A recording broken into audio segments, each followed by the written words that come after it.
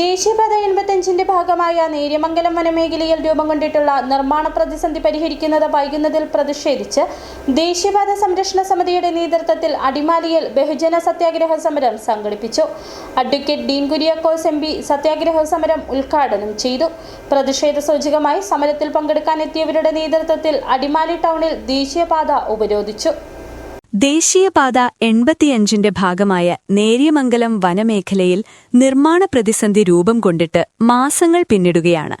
വിഷയത്തിൽ പ്രശ്നപരിഹാരം കണ്ടെത്തി റോഡ് നിർമ്മാണം പുനരാരംഭിക്കുന്നത് ഇനിയും വൈകുന്ന സാഹചര്യത്തിലാണ് ദേശീയപാത സംരക്ഷണ സമിതിയുടെ നേതൃത്വത്തിൽ വീണ്ടും ഒരു ബഹുജന പ്രക്ഷോഭത്തിന് കളമൊരുങ്ങിയത്. വിഷയത്തിൽ സമാന മനസ്സുള്ളവരെ പങ്കെടുപ്പിച്ച് അടിമാലിയിൽ ദേശീയപാത സംരക്ഷണ സമിതിയുടെ നേതൃത്വത്തിൽ ബഹുജന സത്യാഗ്രഹ സമരം നടന്നു.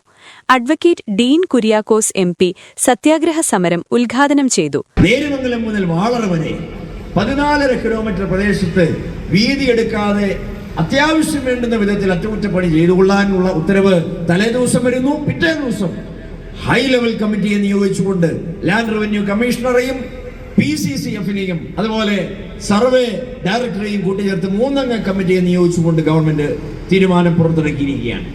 എന്നിട്ട് അവരോട് പറഞ്ഞു 2 ആഴ്ചക്കുള്ളിൽ റിപ്പോർട്ട് തരുന്നത്. ആ 2 ആഴ്ച കഴിഞ്ഞിട്ട് ഇപ്പൊ കാലങ്ങളായി.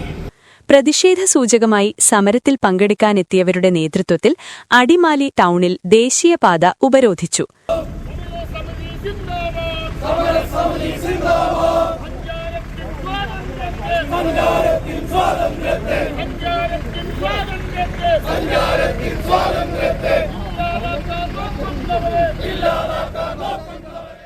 പ്രതിഷേധക്കാർ ദേശീയപാത ഉപരോധിച്ചതോടെ ഇതുവഴിയുള്ള ഗതാഗതം പൂർണ്ണമായി നിലച്ചു.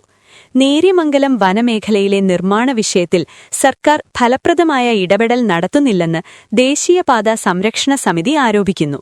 പ്രശ്നപരിഹാരത്തിന് സർക്കാരിന്റെ ആത്മാർത്ഥമായ ഇടപെടൽ ഉണ്ടാകുന്നില്ലെന്ന് സമരത്തിൽ സംസാരിച്ചവർ കുറ്റപ്പെടുത്തി.